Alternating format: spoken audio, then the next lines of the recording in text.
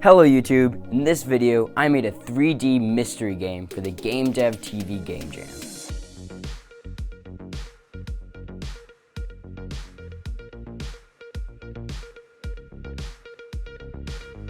This game jam was a 10-day game jam, so I have from May 20th to May 30th to make a game from scratch.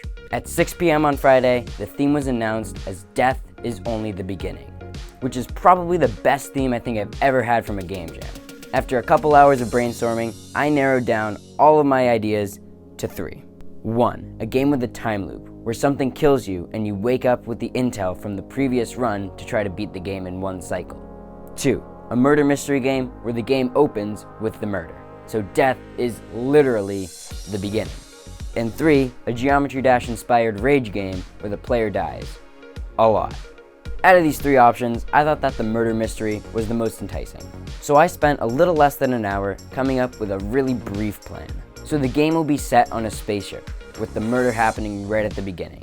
There are 10 people on the spaceship, and the player has to deduce who the killer is and eject them. Wait a second. This idea sounds awfully familiar. Maybe even a little sus. It also would have been a lot of work to get the story well written, get all the sprites created, and all the programming done, so I scrapped the idea before I spent any more unnecessary time on it. So I wanted this new game to stick with the same mysterious vibe that the murder mystery gave out, but I want the player to be completely isolated, with some sort of time loop. The player will start out completely clueless and just explore until he finds something unusual, like a locked door or a computer that needs a password. From there, he'll have a goal to work towards, and will feel satisfied when he figures out what goes where, and inevitably defusing the bomb in a single cycle. Okay, let's start making the game now. And because this is going to be a 3D first-person game, player movement is going to be a little trickier than usual. But luckily, I've done it before, so it didn't prove to be too much of a hassle. So now that the player can move around, he needs a nice space to move around in. So after I installed Pro Builder, I started making the map. I started making the map. So I rage quit Pro Builder pretty quickly and booted up Blender. And even though the process took a little bit, I'm more than pleased with the way it turned out. I messed around with different types of textures too, but I eventually settled on solid colored textures because I think it suits the low poly aesthetic nicely. Next up, I need some doors. And after a little bit more blendering, I've got some nice door models to scatter around the map. Once that was all done, I went back into Blender and made every single model that the game needs. And I'm really happy with the way these turned out, because usually when I'm working in 3D, I just make really rough prototypes and not actual models like these ones. In particular, I'm really happy with the way the computer and the desk turned out. Once the modeling was done, I moved on to texturing, which was, again, really simple because I just stuck with solid colors. And once that was all done, I went back into Unity to scatter everything around the map. And next up on the agenda is to make the actual game, which, surprisingly, is the easy part. Just after a tiny bit of coding, over half of the game was already all done. And I don't want to go into a lot of detail on this because I don't want to spoil the game for you. After a bit more spoiler stuff, I made the bomb explode and the player respawning.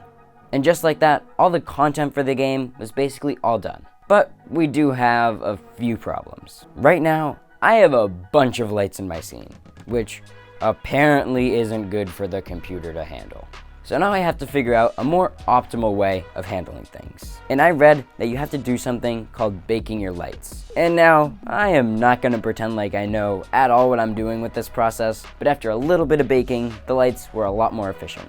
One drawback of this is that there are these weird squares of light that were just randomly on the walls. And I could tell that they were somehow coming from the windows and the doors, but I really couldn't figure out why. So I have 2 options. Fix it, or stay up till 4:30 a.m. watching the new season of Stranger Things. And I think you guys already know which one I did. When I awoke in the morning, the jam only had a couple days left. So now it's time to get all the really important but kinda boring stuff done. So I started by making a win screen for when the player defuses the bomb, and then I went on to making a pause screen, and then a main menu screen with a tutorial on the side. So the next thing I thought I should be adding is sound effects. So I recorded myself making a bunch of strange noises with random stuff around my house and loaded them up into Audacity. I loaded them all up into Audacity and so I rage quit Audacity and downloaded this new sound editing software called Ocean Audio, which made the process a lot simpler. Then I hooked all of the audio clips up into an audio manager, and everything was good. So then I spent the rest of the second to last day doing a bunch of bug fixing.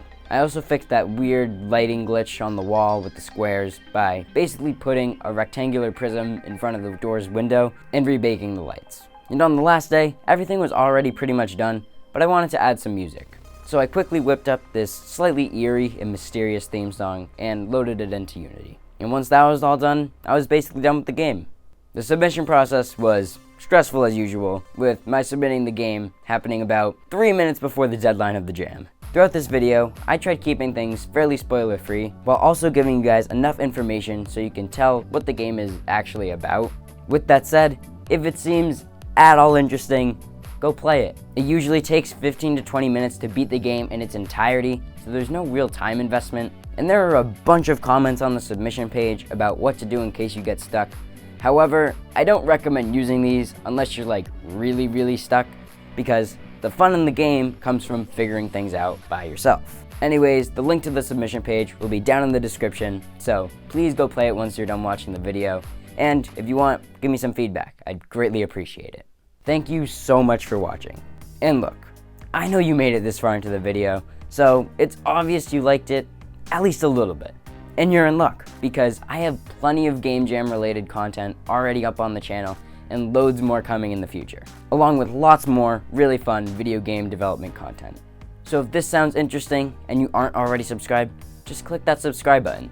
If you want to see more Game Jam content, click right up here. And if you'd rather see a video that YouTube thinks you'd really like, click down here. Thank you again for watching and hopefully playing. See you soon.